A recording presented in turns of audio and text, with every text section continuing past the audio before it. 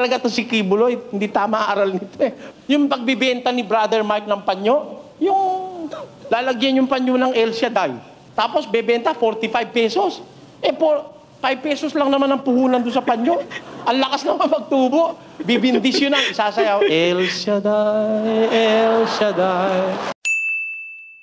Magandang araw po sa inyong lahat. Sir JR po ng Usap-Usap University at binabati ko po kayo ng isang magandang araw po sa lahat. Kung ikaw po ay baguhan, ikaw ay visitor po natin, tuloy po kayo sa U3. Ang atin pong ginagawa rito, tayo po ay nanonood ng mga debate, mga preachings, mga Bible expositions. But for this episode, we'll be watching, I believe, a Bible study ni Brother Eli. At si Brother Eli Soriano po ang pinaka-demanded po talaga na preacher po dito po sa ating channel. Most requested kumbaga. And since our last video was about Davao City's most controversial na preacher sa katauhan po ni Pastor Apollo Kibuloy. Related po yan sa Davao dahil ito po ang preaching ni Brother Eli sa Davao City mga ka-U3. Ako po excited na ako dahil I'll be watching this for the first time and this video was sent to us by Brother Clark kaya we're always grateful kay Brother Clark sa kanyang pagsusupply sa atin ng mga source video. Sa akin pong background po sa pag-aanalisa ng mga argumento, ng mga sinasabi ng mga preachers natin, ako po ay dating university debater mula po sa MSU IIT sa loob po ng 3 taon. Ako rin po ay nagdebate sa ABS-CBN News Channel at ako ay membro ng isang international public speaking organization, ang Toastmasters International. So ano pang hinihintay natin mga ka-youth? But before that, dahil tayo ay nasa Usap-Usap University, ang atin pong tuition fee, ang inyong pag-like. Ayan, malaking bagay na po talaga sa amin yan, yung inyong pong mga recommendations, ganyan. So ano pang hinihintay natin mga ka-youth? Let us watch this video together.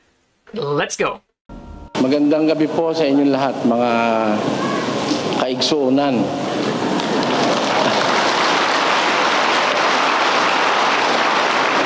Maayong gabi at umaasa po kami na ngayong gabi kahit papaano magkakaintindihan tayo dito sa ating gagawing pag-uusap. Ito po ay isang uri ng pag-uusap na masasabi nating pag-uusap na pangkaluluwa.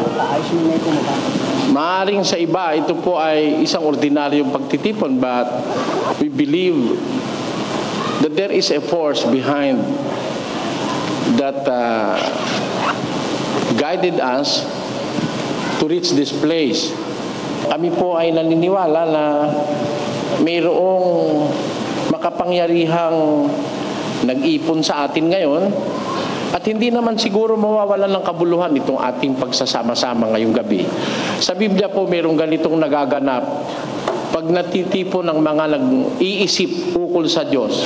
Pakinggan nyo sa Malakias Kapitulo 3. Ganito ang sinasabi sa versikulo 16. Nang magkagayoy, silang nangatakot sa Panginoon ay nagsang-usapan at pinakinggan ng Panginoon at dinilig.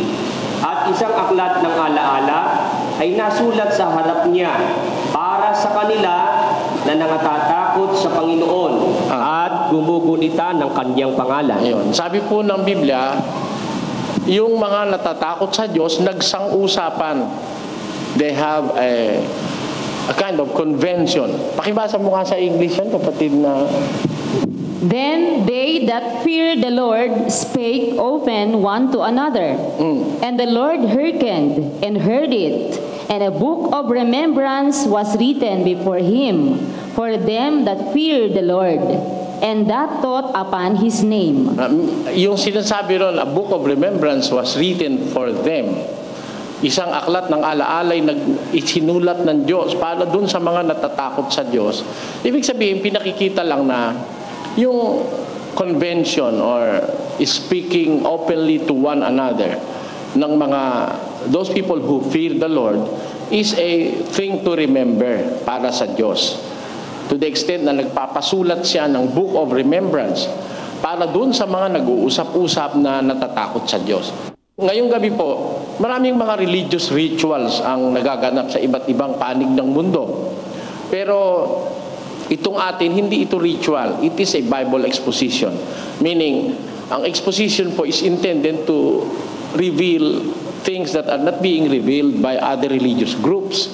Kaya nga ito yung exposition, it's some kind of expose para po sa mga tao na hindi sanay sa pakikinig sa mga relihiyon.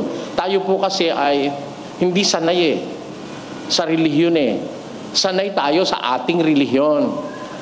If you are reared as a Catholic, you only listen to the Catholic priest. The same thing with Protestants and other religious groups. Pero hindi tayo sanay dun sa utos ng Diyos. Meron po kasing utos ang Diyos eh. Ang Diyos ang nag-utos nito sa 1 John chapter 4 verses 1 to 2. Ang sabi ganito, pakinggan nyo. Mga minamahal, huwag kayong magsipaniwala sa bawat espiritu, kundi inyong subukin ang mga espiritu kung sila'y sa Diyos, sapagkat maraming nagsilitaw na mga bulaang propeta sa sanglibutan. Ayon, sabi ng Diyos, believe not in every spirit, but test the spirit if they are of God. Because so many false prophets are gone out into the world. That's the reason why hindi ka pwedeng magtiwala sa isa lang.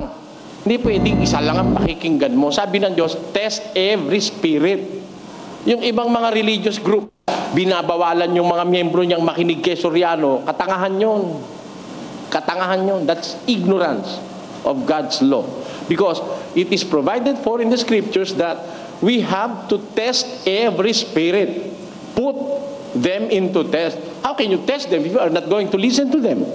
It is logical only that we listen to them. Seek for ourselves. What are they trying to impart to people? Kasi kung hindi natin po gagawin yon, lalabas hindi tayo sumusunod sa Diyos. But if we are going to follow that admonition from God, written by John, believe not in every spirit. Therefore, it is prohibited for a Christian to believe in every spirit. Meaning, kahit sino na lang mapakinggan mo, maniniwala ka. Pag sinabi ni Kibuloy, dadating si Jesus Christ, December 31, 1999, mag-iintay ka dun sa may Mount Apo. Isipin mo, noong daw 31 of December 1999, yun daw ang umpisa ng millennial reign ni Jesus Christ. But in the Bible, it says that the millennial rule of Christ will come after the first resurrection. Okay, before we continue there mga ka-U3, kung kayo po ay taga-subaybay ng U3, alam niyo po yan na meron po tayong past video reaction. Yung sinabi nga po ni Brother Eli na 1,000 years. So please, make sure to watch that video too if you want. But here, umpisa pa lang, nasa first 7 minutes pa lang yata ng speech ni Brother Eli, tinira na agad si Kibuloy. Well, I have to also mention dalawang bagay as to every spirit, yung sinabi po kanina sa sitas. Yung una pong sinabi, anong dapat gawin? Test every spirit. Anong hindi dapat gawin? Believe in every spirit. Test, okay. Believe, no. And this resurrection has not yet happened. Oh, in fact, pati si Kibuloy nandiyan pa rin. If it is true that that is the start of the millennial rule of Christ, all the saints will be raptured or will be taken away by Christ from this earth. Eh, nandiyan pa ba kayo, mga kapatid? Oh, palagay ko, hindi pa nagre-resurrect dahil nandito pa si Brother Soren eh. Andito pa si Sister Luz. Oh, inaasahan ko kasi pag nag-resurrection, mawawala yan mga yan. Mawawala sa mundo. Eh, andito pa eh. Flesh and blood, naririto pa sila, nakakausap ko pa. Oh, palagay mo ako naiwan, eh nandito sila. Hindi pa nagre-resurrection. Dahil andyan pa sila eh. Marami akong alam na mga taong matutuwid, nandito pa hanggang ngayon, kausap ko pa rin. Ano ibig kong sabihin, mga kababayan, hindi pa totoo yung sinasabi ni Kibuloy na yun. That's why it is but wise to adhere to the admonition in the Bible that we must not believe in every spirit. But we have to test the spirit if they are of God. Because there are so many false prophets gone into the world. Marai ngayon yan. Marai dyan. Kaya, kung kayo po ay mga truth-loving Christians or truth-loving people, we have to consider first what is written in the Bible. What was said by the Lord. Not the opinions of man. Kasi doon tayo mapapahamak eh. By listening to men, you don't know whom to listen to. Hindi po ang tao ang ating dapat na pakikinggan. That is the first sin committed by man. The first and the original sin committed by man is not knowing whom to listen to. Pakinggan nyo ang sabi ng Diyos kay Adan. Bakit napahamak si Adan? Pakinggan nyo. At kay Adam ay sinabi, sapagkat iyong dininig ang tinig ng iyong asawa, at kumain ka ng bunga ng punong kahoy na aking iniutos sa iyo na sinabi, huwag kang kakain niyaon, sumpain ang lupa dahil sa iyo. Cursed be the ground because of you, Adam, because you did not hear my voice. Ha? Ano ang pinakinggan ni Adan? Pakibasa mo nga sa English yung kapatid na Lu. And unto Adam he said, because thou hast hearkened unto the voice of thy wife. Og miingon siya kang Adam, tungod kay gipatalinghogan mo ang tingog sa imong asawa, og nagkaon ka sa kahoy nga gisugo kanimo sa pag-ingon. Dili ka magkaon niini, tinunglo ang yuta tungod kanimo. Oh, sabi niya, Tunglo. pinakinggan mo yung tingog. Tinig ko. Yung tinig ng asawa mo, hindi mo pinakinggan ang tinig ko. Therefore, sa mundong ito, isa sa mga vital element of salvation is to know whom to listen to. At yan po ang gusto kong ipaglingkod sa inyo ngayong gabi, mga kapatid. Kanino tayo makikinig? Kasi ang daing pwedeng pakinggan eh. Sabi ni Kibuloy, siya raw ang firstborn sa kingdom of God. Eh, yun, wala siyang mababasahan sa Biblia noon. Ha? Kahit sa cover ng Biblia, wala yan. Ngayon, maraming mapapakinggan tayo, mga kapatid. Pero, kinukonvince ko kayong huwag makikinig kahit kanino. Miski sa akin, huwag kayo makikinig sa akin. Pag kasi sa akin kayo nakinig, mapapahama kayo. Equally so, pag nakinig kayo kay Kibuloy, mga tao lang lahat kasi yan eh. Ang dapat natin pakinggan, yung dapat talaga natin pakinggan. And we are 100% sure na tayo'y mapapahusto, mapapatama, mapapabuti pagka tayo makikinig dun sa dapat natin pakinggan. At yun ang ating pag-usapan ngayong gabi, mga kapatid. Saan tayo makikinig? Correct. Inuulit ko, huwag kayong makikinig sa akin. Lalong huwag kayong magtitiwala sa akin. You do not know me. You might have known me in television, but you do not know my personal life. Kung sino ba ako? What are the desires of my heart? Ano ba ang iniisip ko sa kapwa? You may not know it. It is hidden from your knowledge. Hindi nyo rin alam kung anong ginagawa ni Kibuloy. Hindi nyo kilala yon. Ako rin hindi nyo kilala. O kung hindi mo kilala, magtitiwala ka. Ipagtitiwala mo yung kaluluwa mo, especially your faith. Magiging ano kayo, mga kapatid? You are at loss. Pag hindi nyo kilala, pinagtitiwalaan ninyo. Sabi kasi ng Biblia sa 17:5, the book of Jeremiah, ganito po ang sinasabi. Ganito ang sabi ng Panginoon. Anong sabi? Sumpain ang tao na tumitiwala sa tao. Pakibisaya mo ngayon, kapatid na Noli. Mao kini ang giingon sa Ginoo. Tinunglo kadtong tawo nga nagasalig sa tawo. Tinunglo kadtong tao na nangasalig sa tao. Sa tao. Yung taong nagtitiwala sa tao, pagdating sa kaligtasan, may ano yon, may sumpa ng Diyos yon. Alam nyo kasi kahit na yan pa, matataas na tao, pagdating sa faith o sa salvation, di ka dapat magtiwala eh. 146:3 of the book of Psalms. Huwag ninyong ilagak ang inyong tiwala sa mga pangulo, ni sa anak man ng tao na walang pagsaklolo. Huwag niyo magtitiwala sa mga pangulo, kahit na sa mga anak ng tao na walang pagsaklolo. Basa, Bisaya. Ayaw pag-ibutang ang iyong pagsalig sa mga prinsipe, ni sa anak nga lalaki sa tao, nga kaniya walay panabang. Ha? Walay panabang. Walang pagsaklolo. Walay man, waman, wa. May importansya syempre yung tao na quote-unquote, for lack of a better word, tagapamagitan. Dahil kinakailangan natin magkaroon ng parang medium din in a way, syempre, sa mga sitas ng Biblia. And we know it, that is how God talks to us sa pamamagitan po ng pagbabasa ng ating Biblia. A lot of these things, dahil hindi natin alam at hindi tayo aware, or ang iba talaga is wala talagang effort, is naliliwanagan po tayo dahil may mga tao na mga preachers no, na nangangaral. And that is, for example, case in point with MCGI, it's Brother Eli Eli Soriano. While it is true that we don't really have to listen to people, but they are the means for us to understand things better. They make abstract things understandable and they communicate it to the congregation. Kung kaya ang titulo ng show ni Brother Eli is itanong mo kay Soriano, Biblia ang sasagot. We could rephrase it, ang tanong mo ay masasagot ng Biblia. Pwedeng maging ganun yung titulo ng show. Pero yun nga kasi, yung essence nga ng isang tao na, at least here, the blessed reader, di ba? Yun yung importansya nun, na merong isang tao na relatable sa atin. Being human beings with the sense of sight, nakakabasa tayo dahil sa ating mga senses, nakakaintindi tayo dahil sa ating utak, ano po? So that's why we have a tangible Bible. Nahawakan natin. Again, because it appeals to who we are. It is the way for us to acquire knowledge. So, merong Biblia, merong mga nagbabasa, at dahil sa mga nagbabasa, naiintindihan natin kung ano yung sinasabi ng Diyos. Ha? Hindi ka pwede magtiwala kahit pa prinsipi pa yan eh. Alam nyo kung ganito, pag hindi pang relihiyon, pwede ka namang magtiwala sa tao eh. Ha? Yung pera, pwede mong ipagkatiwala sa kapwa.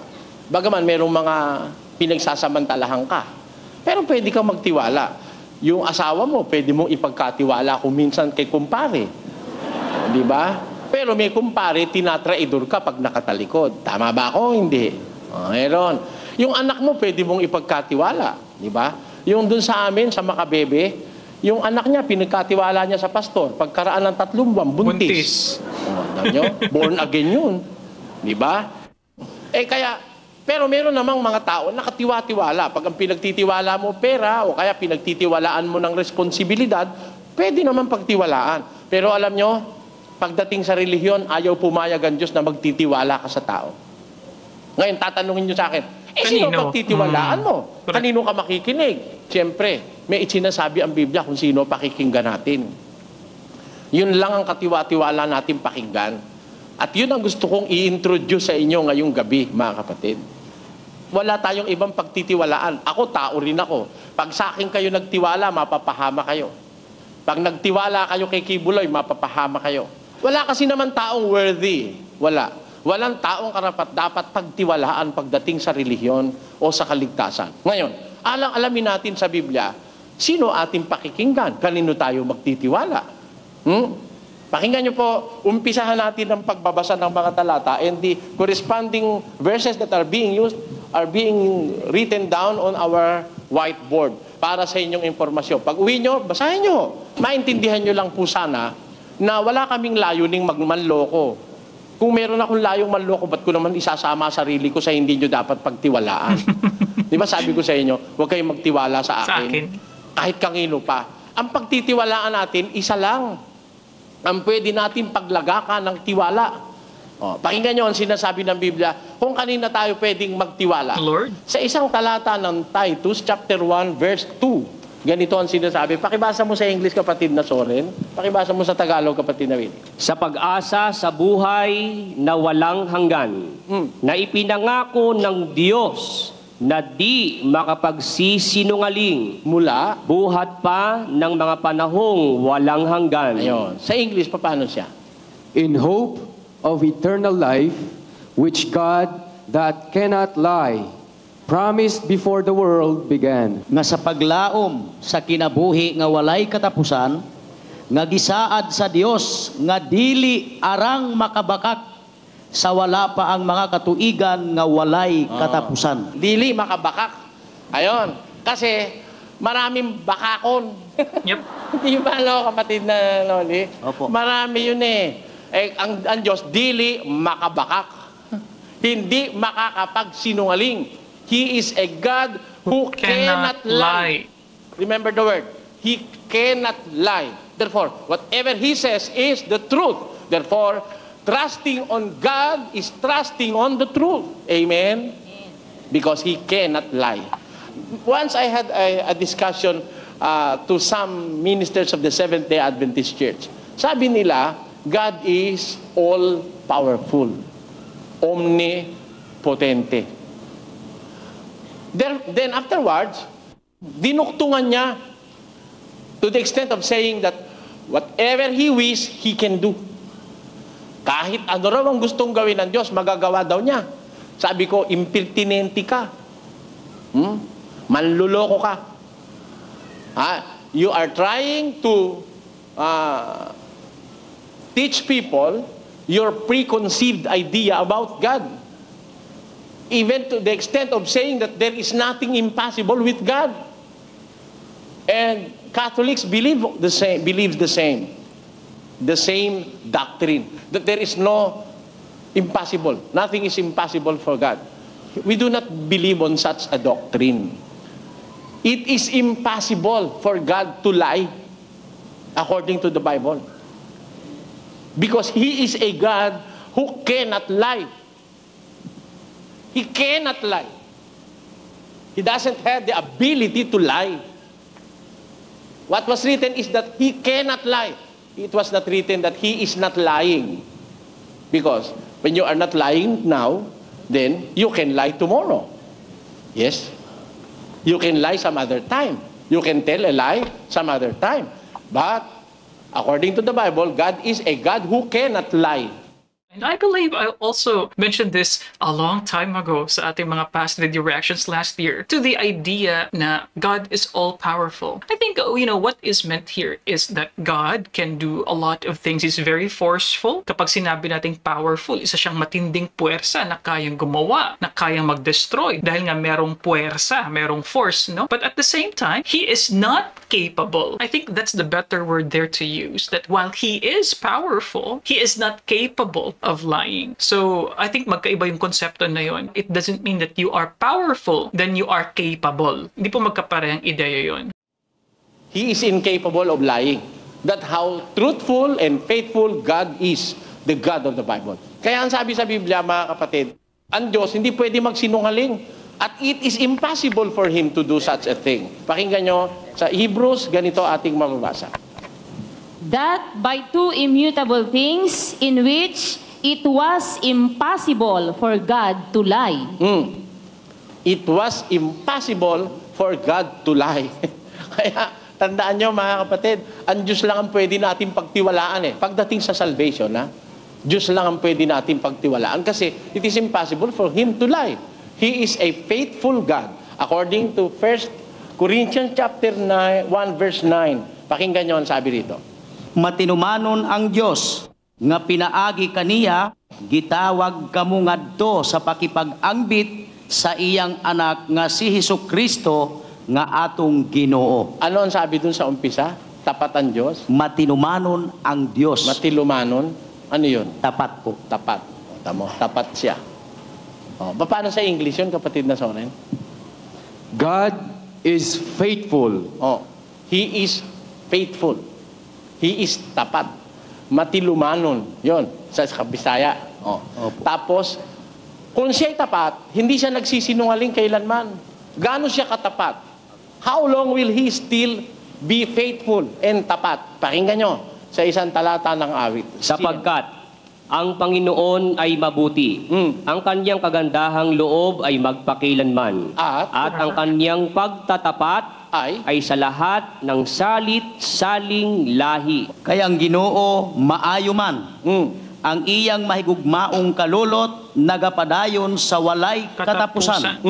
Og ang iyang pagkamatinumanon ngadto sa tanang mga kaliwatan. Ayon. Ang kanyang pagkamatilumanon ay Forever. sa lahat ng henerasyon. Tanang mga kaliwatan. Sa lahat ng henerasyon. Paano sa English yun, kapatid na Soren? For the Lord is good. His mercy is everlasting. And His truth endureth to all generations. His truth endureth to all generations. Kaya, sa mundo, mga kapatid, pagdating sa kaligtasan, huwag kayong makikinig kahit kanino. Be sure that you are listening to the Lord. Be sure that you are listening to God. Whatever you do in religion, it must be a commandment coming from the Lord. Hindi po pwedeng kahit kanino na lang. Ang sabi ka ni Saint Bernadette. Anong Bernadette? Bernadette? Ang sabi ka ni San Lorenzo, buwisit. Ang hilig nyo makinig kung kani-kanino, isa lang ang pakikinggan natin. Pagdating sa kaligtasan, one person in the universe is reliable. And that is God. our Father in heaven. Wala nang iba. Kahit sino pa, maaaring magkamali. Si Santa Maria, she's prone to sin. Mali yung doktrina ng Katoliko. Si Santa Maria raw hindi nagkasala. Mali. Mali yun. Sino may sabi? Ang Diyos. Pakinggan nyo ang Diyos. Kasi kayo, ayaw kayo makikinig sa Diyos. Makinig kayo sa Diyos, mga kapatid. Huwag kayong magagalit sa akin if I tell you that even Mary sinned. Kahit si Maria nagkasala. Sino may sabi nun? Di ako. Ang Diyos. Pakinggan nyo sa 1 Kings chapter 8. It is God who speaks in this particular verse. Basa. Kung sila'y magkasala laban sa iyo, sapagkat walang tao na di nagkakasala. Sabi ni Solomon, kung magkakasala sila laban sa iyo, sapagkat walang tao na hindi nagkakasala. Kanino galing yung sinabi ni Solomon? Galing sa Diyos yun. 7:20 ng Ecclesiastes. Pakinggan nyo, mga kapatid. Tunay Na walang matuwid sa lupa, na gumagawa ng mabuti at hindi nagkakasala. matuwid na, gumagawa pa ng mabuti, nagkakasala pa rin eh. Walang taong hindi nagkakasala. Kaya pati si Maria, nagkasala rin yun. Minsan nga, pinagsabihan siya ni Jesus eh. Di ba? Eto nyo. Ang paniwala nung iba, si Mary, ang anak lang isa. Si Jesus lang. Na? Nung punta sila sa piyesta ng tinapay na, yung unleavened bread sa Jerusalem, that is a Jewish feast. They celebrated with the Jews in Jerusalem. After the festivities, Mary and Joseph went home. Not noticing that Jesus Christ was left behind in Jerusalem. Pagka-uwi nila, napansin nila, wala si Jesus, wala si Jesus. Kasi asan yung anak mo? Ewan ko. Ako, hanap sila. 3 araw silang hanap ng hanap. Ayan. Nakita nila si Jesus nasa temple. Nakikipag-usap sa mga wise men. Hanga pa nga yung mga wise men doon sa pinagsasasabi ni Jesus eh. He was just a 12-year-old boy during that time.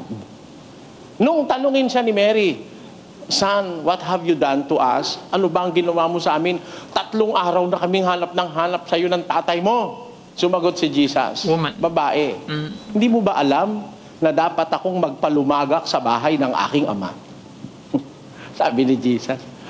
Ngayon, bakit nagkaganon? Sabi nung iba, si Mary daw, iisang anak lang si Jesus. Kung si Jesus ang iisang anak, ba't naman na naiwan, di napansin? Sige nga, mag-isip nga kayo ng logic, mga kababayan. Kasi kung minsan, dapat din, meron ka sentido common eh. Dapat gagana rin minsan yung common sense, which is not now very common. Di ba? Even among Bible readers. If it is true that Jesus Christ was the only son of Mary, how come na umalis sila sa Jerusalem not noticing that Jesus Christ was left behind? It is because of the fact that Mary and Joseph have so many children. Both girls and boys. Yun ang sabi sa Bible. The verses are Mark chapter 6 verse 3 and John chapter 7 verses 15 up to the end. Basahin nyo. Si Jesus Christ maraming kapatid. Marami. Kaya it is but natural that leaving Jerusalem with so many kids na hindi nila napansin si Jesus na iwan. Pero if you are going to entertain that belief that Jesus Christ is the only son of Mary and Joseph, lalabas walang kakwenta-kwentang ina si Mary. Bakit? Yung kaisa-isa niyang anak na iwan sa Jerusalem, uwi sila sa Galilea, hindi niya napansin. Hindi tama yon. Nasa Bible kasi may kapatid si Jesus. Kaya alam niyo, kung kani-kanino lang tayo makikinig, kung sa pare, mapapahama kayo.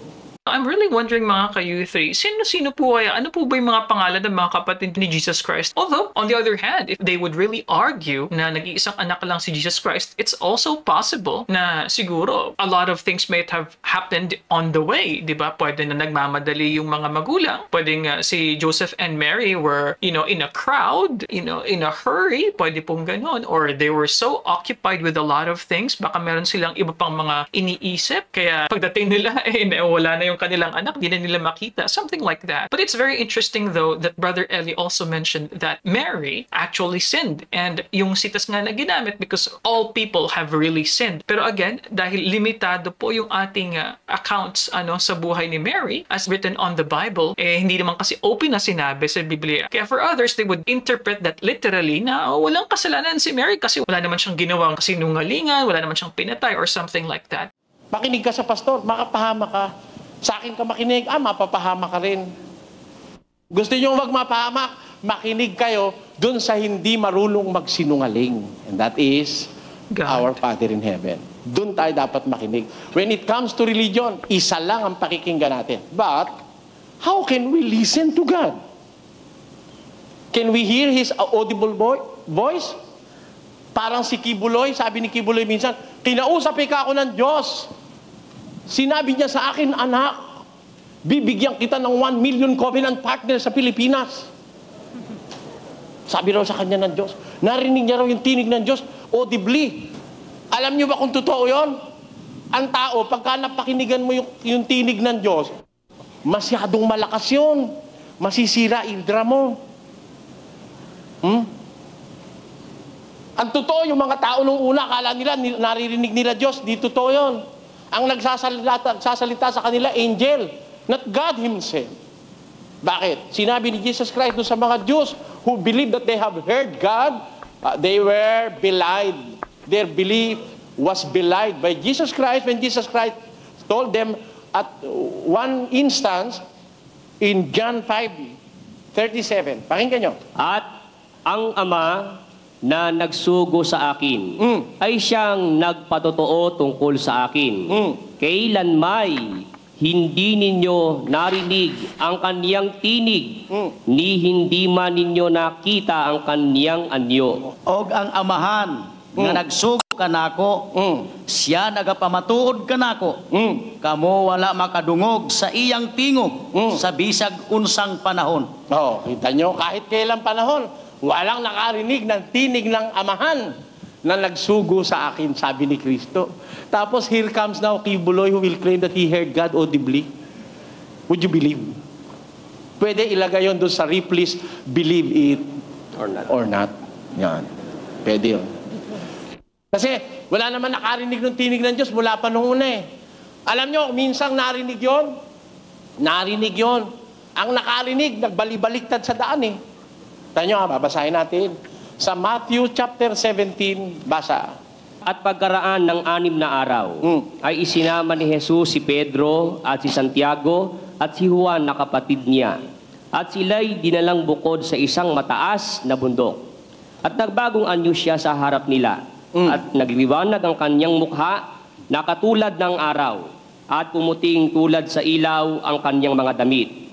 At narito, napakita sa kanila si Moises at si Elias na nakikipag-usap sa kanya. At sumagot si Pedro at sinabi kay Jesus, Panginoon, mabuti sa atin ang tayo'y dumito. Kung ibig mo ay gagawa ako rito ng 3 tabernakulo. Isa ang sa iyo, at isa ang kay Moises, at isa ang kay Elias. Samantalang nagsasalita pa siya, narito, ang isang maningning na alapaap ay lumilim sa kanila, at narito, ang isang tinig na mula sa alapaap na nagsasabi, ito ang sinisinta kong anak na siya kong kinalulugdan, siya ang inyong pakinggan. At nang marinig ito ng mga alagad, ay nangasubasub sila at lubhang nangatakot. Kita nyo, nung narinig ng mga alagad yung tinig ng Diyos, nasubasub pa eh.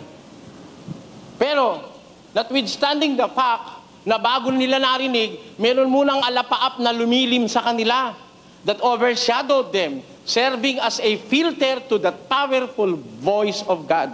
Pinilter pa nung alapaap yung voice ng Diyos eh. Pero, nabusubasog pa rin sila eh, sa kapangyarihang daladala nung salita ng Diyos. Eh, si Kibuloy, nakipag-usap daw sa kanya sa kwarto ang ama. Palagay ko, ibang ama yun.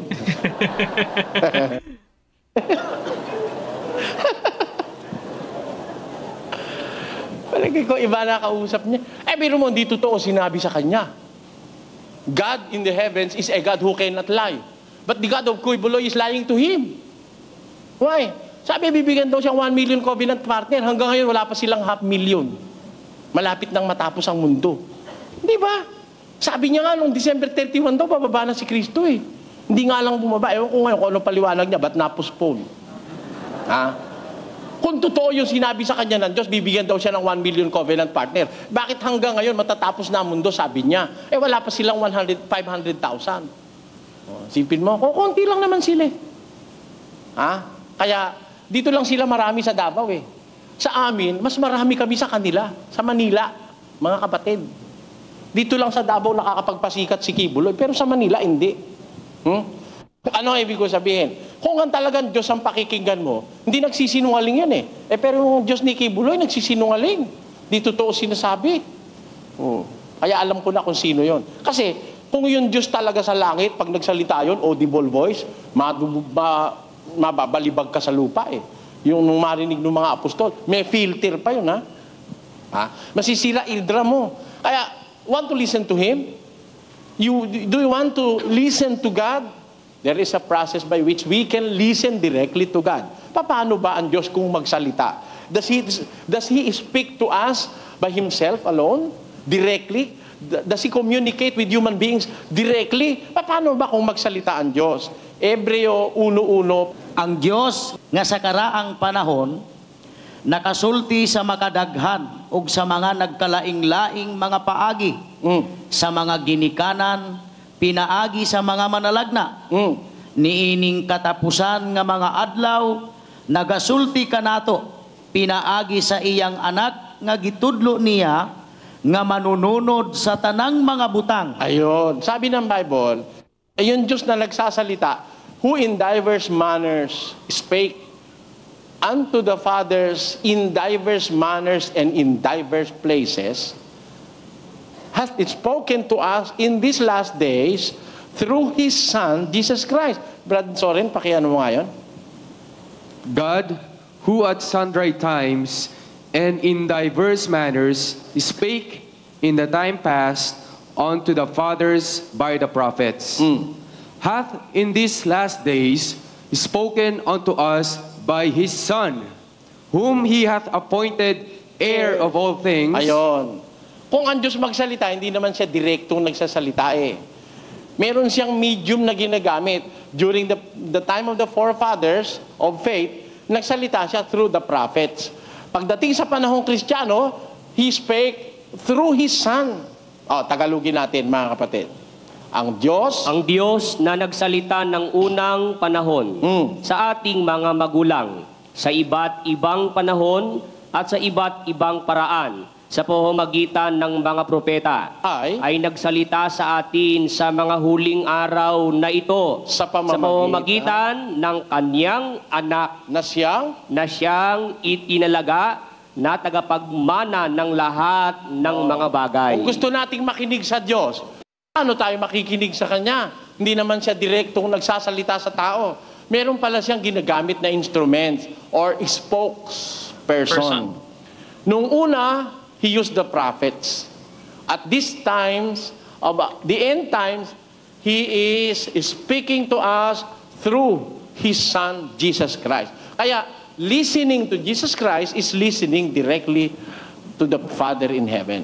Kasi kay Jesus Christ, sinabi ng Diyos yung lahat ng dapat niyang sabihin. Not to Saint Dominic, not to Saint Bernadette. Tanyo ito. You are familiar with the rosary, right? Anybody of you here who now have a rosary with her or with him? Meron bang may rosaryo dyan sa inyo? Yung binibilang?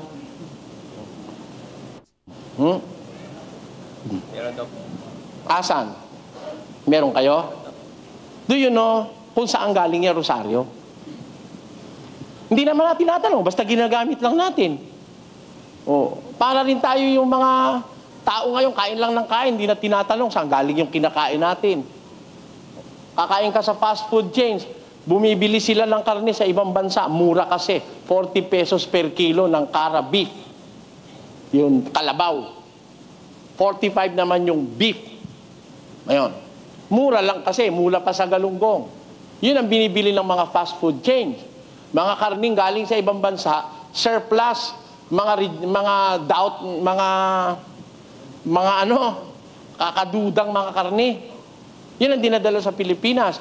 Sinasangkapan ng kung ano-anong chemical at saka additives ng food chain. Paglabas sa food chain, masarap. Hamburger. Hindi naman natin tinanong kung saan galing eh. Pagdating sa faith, ganun din. Kahit sino nagsabi, tinatanggap natin. At tinan nyo kung may rosaryo kayo. I will prove to you a thing tonight.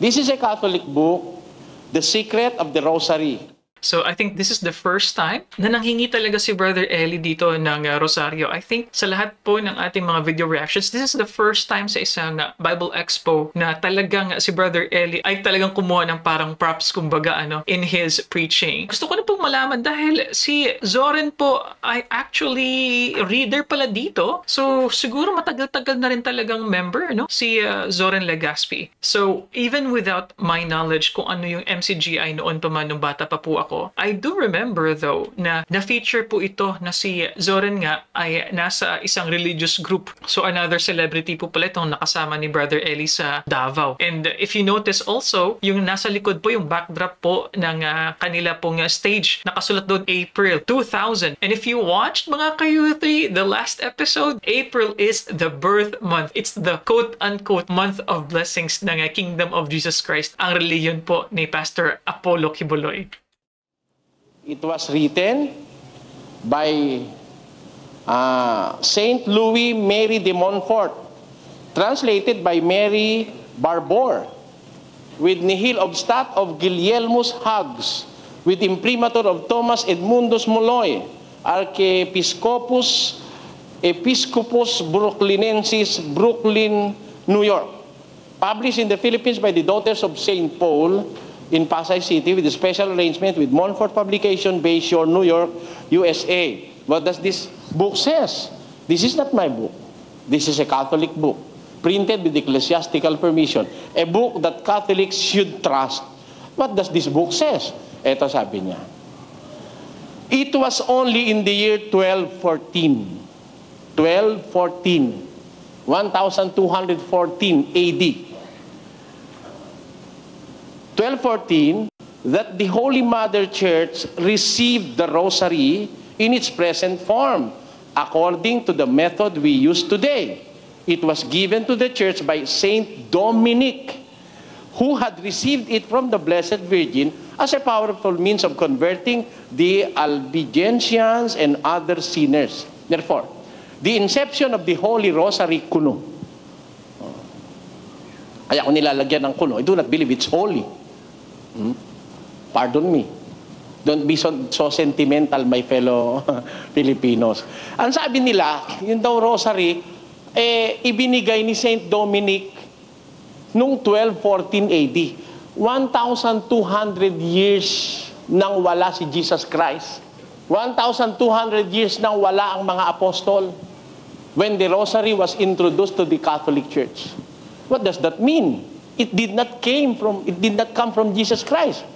It did not come from Jesus Christ. Because all the teachings of Jesus Christ coming from the Father was given or were given to the apostles. And the apostles, after receiving them, have written them into the Bible. Ngayon, saan galing yung rosary? From Saint Dominic. Kay Jesus Christ ba galing yun? Hindi. If we are to listen to the Father, we have to listen to Jesus. Kasi Jesus is the appointed spokesperson of God in these last days, according to the Bible. Saan galing ngayon ang rosary? Hindi kay Jesus. Kay Saint Dominic.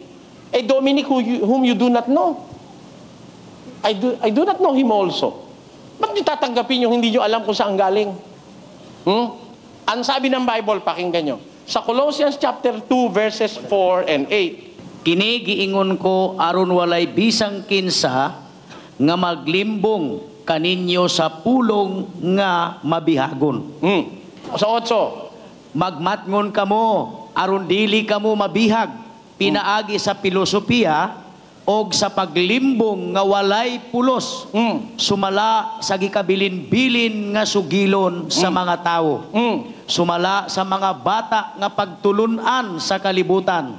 Og dili sumala kang Kristo. Oh, dili sumala kang Kristo.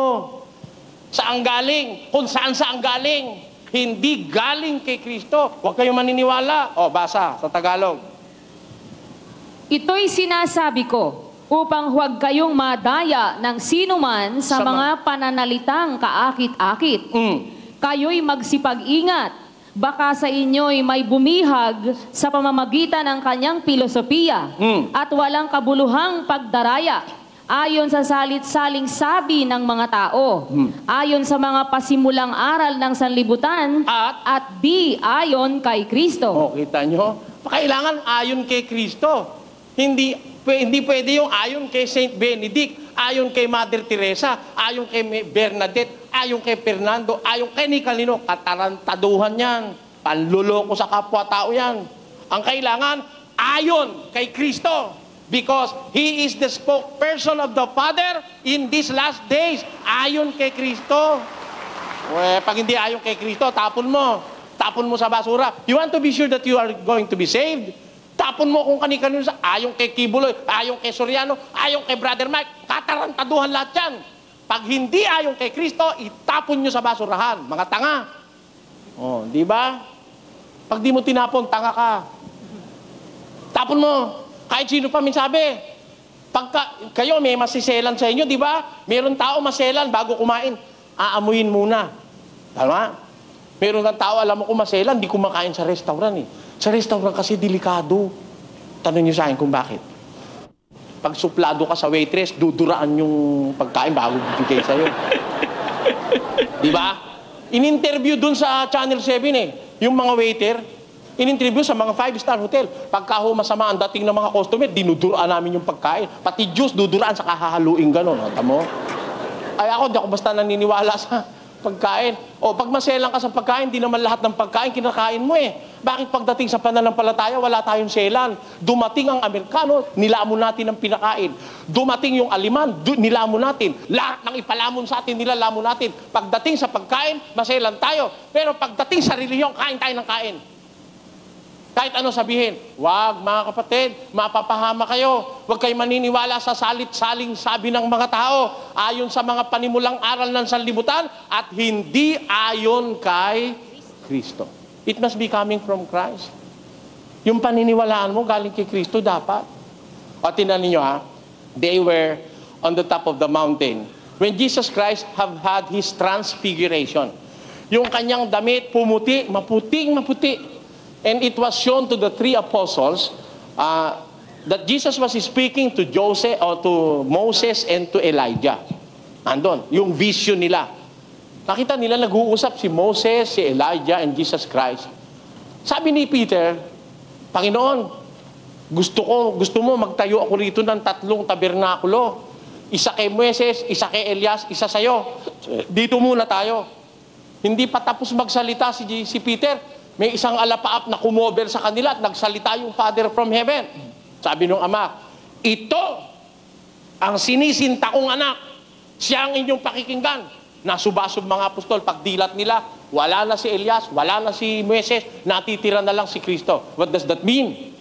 That vision means that Peter the Apostle has a tendency to admire and to listen to Moses and Elijah. But the Father forbade him, saying, this is my beloved Son, in whom I am well pleased. Listen to him, not to Moses and not to Elijah. Did you get the message of the transfiguration? It is a recommendation of the Father that we must listen not to Moses, not to Elijah, but to His Son, Jesus Christ. Kasi marami ngayon mga tao, nakikinig kay Moises. Tanyo ha? Kanino bang utos yung 10? Yung 10%. Kanino? Right. Ang hirap kay Kibuloy, nakikinig siya kay Moises eh. Hindi naman utos ni Kristo yung 10% eh. Kaya lang nila kinukuha yon kasi malakas pagkakitaan yon, madaling yayaman ng pastor doon. Biro mo, 10% agad ang kanya. magpautang ka, 5% lang, yayaman ka eh. Yung pastor, walang kapital, 10%. Di ba? Tanong nyo, sa nagbibigay ng 5-6. Ang lakas na negosyo niyan, 10%. Mga pastor matatakaw ang nagtuturo niyan. Eh, kay Moses yan eh. Sa panahon ni Moses, binigay ang 10% eh. O ngayon, kung totoo nakikinig kayo kay Moses, is it not equally true that Moses also said to the people of Israel, "Thou shalt not eat pork"? Ask the born-again preachers. Ask Kibuloy, "Are you eating pork?" "Yes." "Why? It is prohibited in the Bible." "No, it was only for the Israelites during the time of Moses." Yan ang sagot niya, no? Ang tanong ko naman uli, bakit yung ikapo? It was also commanded during the time of the Israelites, during the time of Moses. Bakit yung kinukuha ngayon yun? Iba yun. Malakas ang pera ron. Ayan, ang sikreto dyan, mga kapatid. Kaya, you have to choose whom to listen. Listen to Christ. And there will be no dangers for your salvation. Makinig tayo kay Kristo sa tingog ng Ginoong Hesukristo. Doon ka makinig sa tinig ni Kristo. Ang tanong, paano tayo makikinig kay Kristo? Pag nakinig tayo sa Father, makikinig tayo kay Kristo. How are we going to listen to Christ? He's not available now. Is He available? No. His person is in heaven. Maybe His Spirit is here. But the person of Jesus Christ is already seated at the right hand of God in heaven. Ngayon, ang tanong, ano ang biblical manner of listening to Christ? How can we listen to Him? Sabi niya sa mga apostles, pakinggan nyo, sa 28:20 of the book of Matthew, ganito nakasulat. Na ituro ninyo sa kanila na kanilang ganapin ang lahat ng mga bagay na iniutos ko sa inyo. Before ascending into heaven, sinabi ni Jesus Christ, ituro nyo lahat ng inuutos ko sa inyo. Sabi niya sa mga apostles, ituro nyo lahat. Therefore, para makarating sa atin yung salita ni Kristo, which is coming from the Father, ituturo naman pala sa atin ng mga apostles. Anong ginawa ng mga apostles para makarating sa atin yung turo ni Jesus? 14:37 of 1 Corinthians. Basa. Kung iniisip ninuman na siya'y propeta o ayon sa Espiritu, ay kilalanin niya ang mga bagay na sa inyo'y isinusulat ko na pawang utos ng Panginoon. Ayun. Ang ginawa pala ng mga apostles, yung sinabi ng Father to the Son, sinabi ng Son to the apostles, sinulat naman ng mga apostles. Lahat ng sinusulat ko, utos ng Panginoon. Therefore, kung hindi nila sinulat, hindi utos ng Panginoon. Pag sinulat nila, utos ng Panginoon. Katunayan, meron ba silang hindi sinulat? Meron. Pakinggan nyo sa Juan. Gumawa rin nga si Jesus ng iba't ibang maraming tanda sa harap ng kanyang mga alagad na hindi nangasusulat sa aklat na ito. Marami siyang ginawa, mga himala, mga iba-ibang gawa, pero hindi isinulat. Kasi ang isinulat yung utos.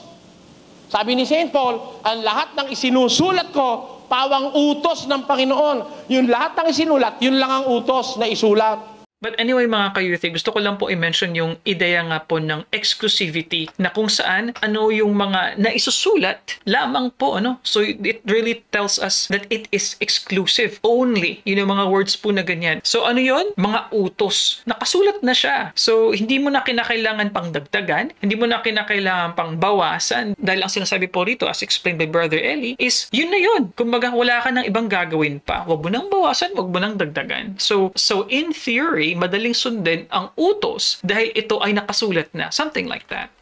Kaya ano ang utos ngayon sa atin? Kung tayo maniniwala, where are we going to confine our belief? Pakinggan nyo sa 4:6 of 1 Corinthians. Basa. Upang sa amin ay mga tuto kayo na huwag magsihigit sa mga bagay na nangasusulat. Who can deceive you now? Meron ba makakapanloko sa inyo, mga kababayan? Dapat wala. Bakit? Sabi ng tagubili ng mga apostol, matuto kayo, huwag hihigit sa nakasulat. Karon, kining mga butanga mga igsuon, ingon nga ang pagsulundan akong gibalhin sa akong kaugalingon o kang Apulo tungod kaninyo. aron nga kanamo makakaton kamo sa dili pagbaton og mga nahuna-huna nga kapin sa mga butang nga nahasulat na. Ayon, huwag kayong matututo ng hihigit pa sa nakasulat. Di ba ganun yun sa Tagalog? Oh. That ye might learn in us not to think of men above that which is written. Ayon. That you may learn from us that exceeding things that were written. Kailangan, kung matututo ka, yun nakasulat. Kaya ngayon, magdadasal ka. O anong gagawin mong dasal? Of course, yun nakasulat. Huwag ka maniniwala doon sa hindi nakasulat. O, kakanta ka. O di nakasulat. Magre-relihiyon ka, kakanta ka. Anong kakantahin mo? Magsasayaw ka? O, nakasulat ba? Lundag tayo mga kapatid! Shout on top of your voices! Hallelujah! Praise the Lord!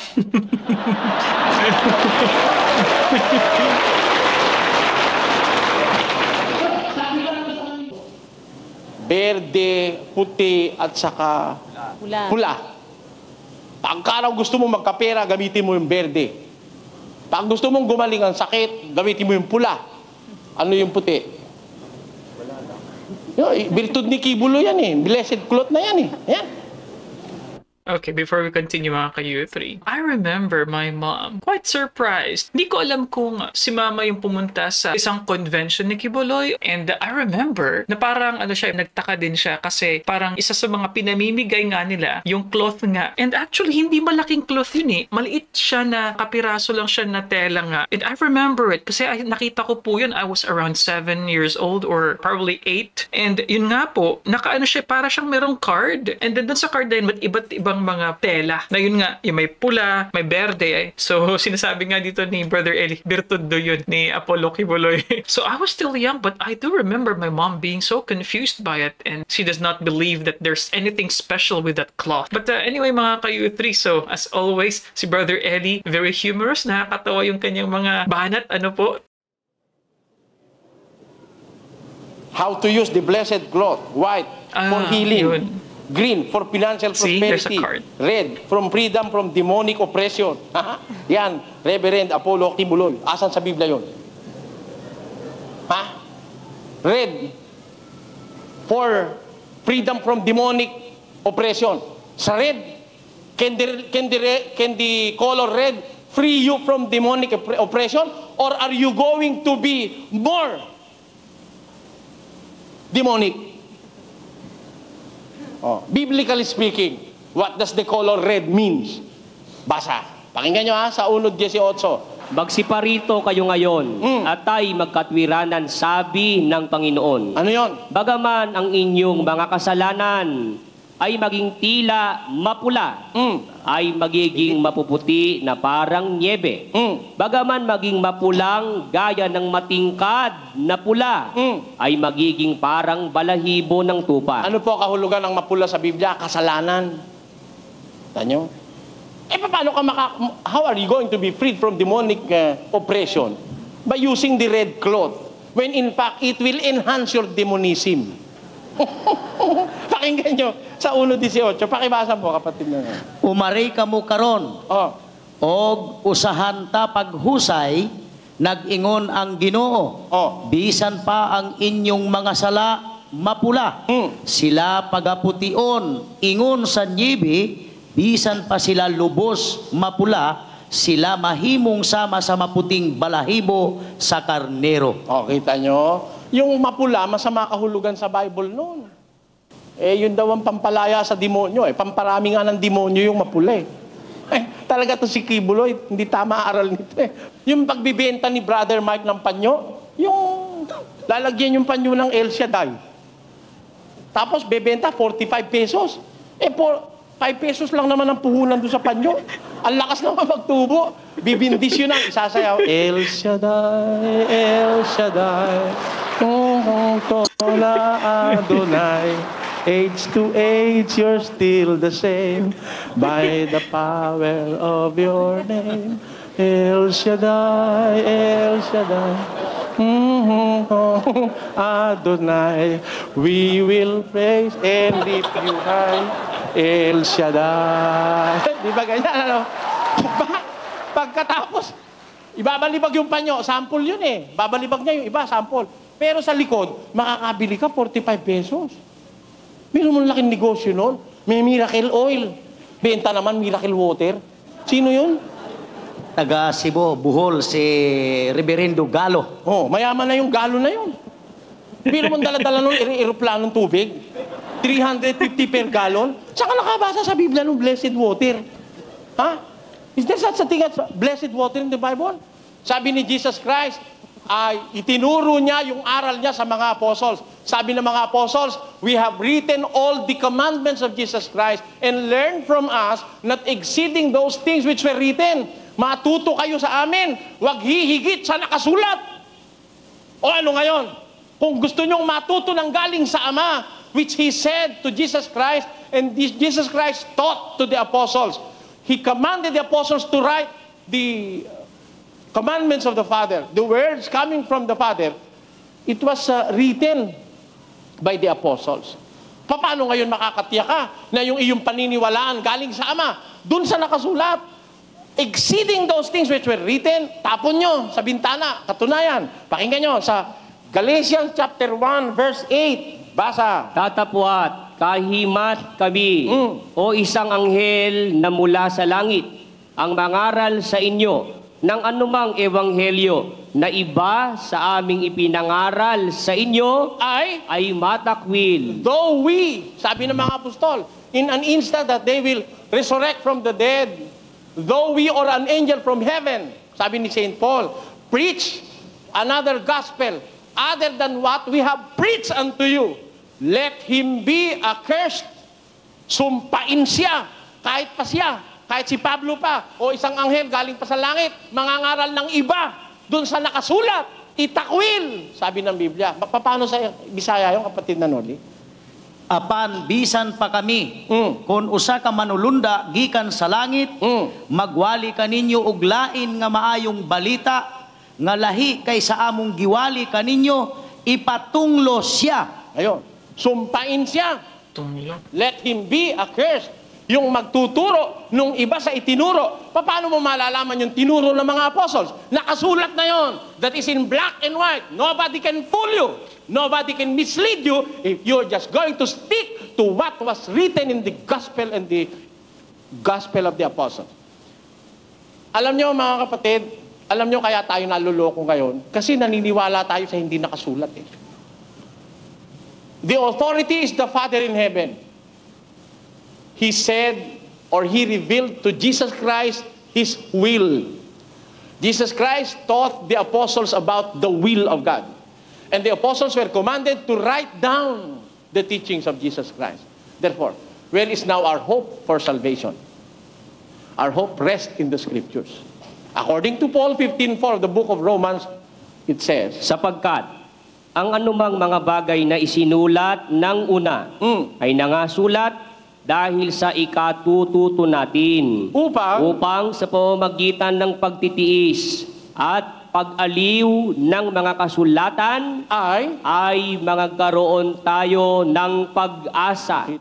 Hindi, gusto ko lang pong i-point out dahil we already know the fact that kung ano yung mga nasusulat, especially dahil si Jesus ay spokesman ng Diyos, so ano yung sinasabi niya is also considered as a commandment, di ba po? So I'm thinking though, dahil sinabi ni Brother Eli kanina yung pag-juxtapose niya with the teachings during the time of Moses. So now I'm thinking, even prior to that, all the other na mga utos before Jesus Christ, I'm wondering, ano yung magiging nature ng pag-exist niya as to the commandments now in the end times. May idinagdag lang ba dahil nandiyan na si Jesus Christ? So ibig sabihin, before Him, ang commandment is nadagdagan lang? Or, ang second na scenario is, nung dumating si Jesus Christ, etong old wala na ang commandments at si Jesus Christ na lang talaga at lahat nga ng mga naisulat patungkol sa Kanya, eto na yung magiging new na commandment or third case sa panahon ni Jesus, and then before Him, it could coexist text has equal weight. And fourth case would be kapag merong discrepancy, kapag merong seemingly na nagko-contradict between the pre-Jesus and then the Jesus's time, kay Jesus pa rin na commandment yung mag-i-exist. So, ayan, medyo tricky po yan. At sana po sa mga listeners po natin at viewers po natin sa U3, comment below what can you say about this. Dahil very interesting po yan, marami pong mga sekta, marami pong mga reliyon ang hati,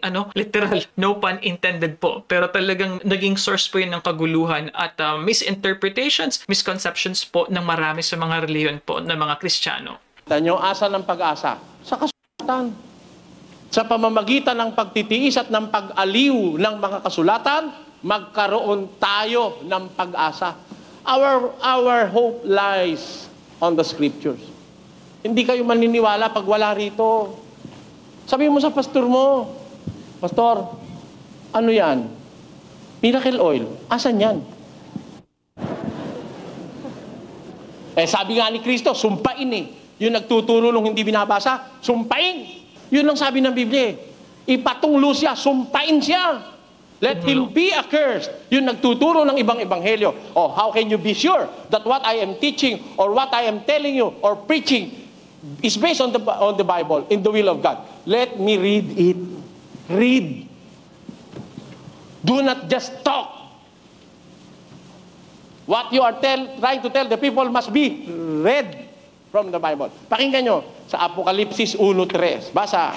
Mapalad ang bumabasa at ang nangakikinig ng mga salita ng hula at tumutupad ng mga bagay na nangasusulat doon. Bulahan siya nga nagabasa. Og sila nga nagpatalinghog sa mga pulong sa tagna. Og nagabantay sa mga butang nga nahasulat niini. Kay haduol na ang panahon. Malapit na ang panahon. Malapit nang bumalik si Jesus Christ. Anong gagawin natin ngayon? Mapalad ang bumabasa. If you are listening to what is being read, then you are listening to Christ. And listening to Christ is listening to the Father in heaven. You can be assured that what you are hearing is from the Father in heaven when you are listening to what is being read in the Bible. Sabi ng Biblia, mapalad ang bumabasa. Blessed is he who reads aloud and those who listen and execute the words of the prophecy. For the end is nigh. Sabi ng Biblia. The end is near. Sa malapit na pagwawakas, ang kailangan natin para makatiyak tayo mga kapatid, ang paniniwalaan mo nababasa. Pagka maniniwala sa hindi nababasa, ang dahi-dahi na at sinasaktan mo yung katawan mo. Yung sinasaktan nila yung sarili nila, meron silang panghampas. Yung mga tansa ng soft drinks, gagawin nila, lalaparan yun. Yung hahasain yung mga dulo, matalas yun. Gaganong-ganon nila,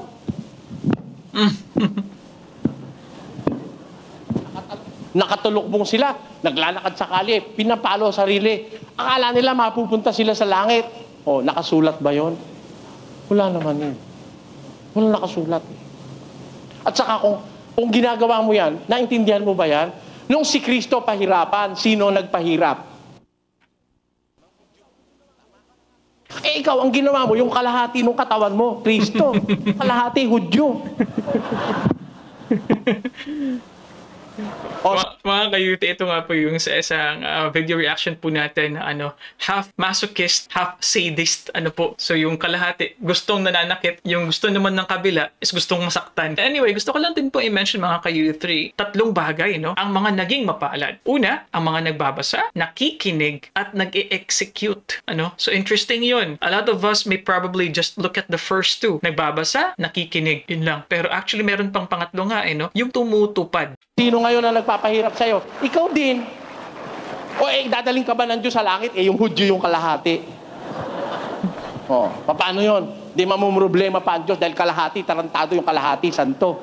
Kung totoo yan. Kalukuhan niya. Wala sa Bible yan Hindi mo naman mababasa yan even the Catholic priest deny that. That they do not command Catholic members to do that. Di ba ka-impertinentihan yun? Yung iba nagpapapako pa sa krus. Napakatatanga nyo. Mga tanga, huwag kayong magagalit. Mga tanga yung nagpapapako. Bakit? What do you mean? What does that mean? Are you trying to insult Jesus Christ? Are you trying to tell him that his sacrifices is wanting? It's not enough? That's why dinadagdagan mo? Yung ba ibig mong sabihin? When Jesus Christ sacrificed, that sacrifice is sufficient to save all mankind. Basa, gis ng Ebreo. Sa Tingnan nyo. kaloobang yaon, Oh. tayo'y pinapaging banal Oh. sa pamamagitan ng paghahandog ng katawan ni Kristo na minsan magpakilanman. Can that be repeated? Inihandog niya ang kanyang katawan once and forever. Nga tungod ni ini nga kabubuton gipakaputli kita pinaagi sa halad sa lawas ni Hesukristo sa nakausa sa gihapon. by the which we are sanctified through the offering of the body of Jesus Christ once for all. Ayun, mas maganda pala sa English eh. The offering of the body of Jesus Christ once for all. Tamo. Pagkatapos ikaw, papapako ka rin. Ano ibig mo sabihin? Lalo na meron doon sa Maynila, babae pa nagpapapako. Niloloko mo ang sarili mo. Tapos nagpapapako ka para tumubos. Bakit yung pako, pinalalagyan mo na alcohol? Kung talagang tutubos ka, you have to die like Jesus Christ. Di ba? Eh, namatay na si Kristo eh. He sacrificed himself once and for all. Minsan, para sa lahat. Para sa lahat ng Dabawenyo at lahat ng Pilipino, sapat na ang sakripisyo ni Kristo. Wala nang dapat magsakripisyo pang iba. Just believe on what He says. Yun ang kailangan doon, mga kapatid. Eh, hindi na kasi natin alam kung kanino tayo makikinig eh. Kung alam nyo lang kung kanino kayo makikinig, di kayo maluloko. You will not do unrightful things in the sight of the Lord. What we are going to do is the complete will of God if we are going to be dependent on what was written in the Bible. So, from now on, huwag na kayo makikinig kahit kanino. Basahin mo, kapatid. Pag nabasa, sigurado ka, totoo, dahil nabasa eh. Ha? Pag hindi nabasa, hindi totoo, dahil hindi nabasa. Kung kani-kanino lang galing yan. Yan po ang iniiwan ko sa inyo. And I hope, by this bit of wisdom, maituwid ko ang inyong maling pagkakilala. Kailangan ang paniniwala mabasa. Ngayong gabi, meron kayong problema, let me read the answers to your problem. Punta po tayo sa second part of our exposition, the question and answer. Okay, mga ka-U3. Ayan. So, tapos na naman yung ating episode sa mga supporters po ni Brother Eli, sa ating po mga ka-U3 na MCGI members. Alam ko na naman po ang sasabihin ninyo. Bitin. Yung iba nga po, nagko-comment po talaga dyan sa comment section po natin. But anyway, that Bible exposition is very informative, I have to say. And sa Davao si Brother Eli, pero tinitira niya pa rin talaga si Kibuloy. So makikita mo rin talaga yung boldness ni Brother Eli. I think it's very difficult to do. Difficult in the sense na security-wise, ano po, dahil baluarte yan eh. And I'm guessing, since this is in 2000, April 19, 2000, so kainitan pa rin po ng palitan niya ni Brother Eli at ni Apollo Kibuloy. Dahil alam niyo po yung mga ka-U3, sa atin pong past na video reaction, meron po tayong video on yung over the years na pag-trace natin ng sagutan ni Brother Eli that spanned literally decades po talaga, parang 1990s pa. May mga presentation na si Brother Eli sa kanyang show nga na Ang Dating Daan. And makikita po talaga natin, even before him coming to Davao, meron talagang pagkakontra between Brother Eli's group and KOJC. And I'm not sure, pero I'm guessing dun po sa crowd nila, most likely may member ng KOJC doon. But anyway, mga ka-Youthi, what can you say about this episode? Ako, like what I mentioned, it's full of information for me, at na-appreciate ko rin yung ginawa ni Brother Eli na may mga props, kasi may actual talaga, di ba? Meron din siyang El Shaddai na cloth, meron ding mga different colored na mga cloth din na pinamimigay nga ni Apollo Kibuloy, at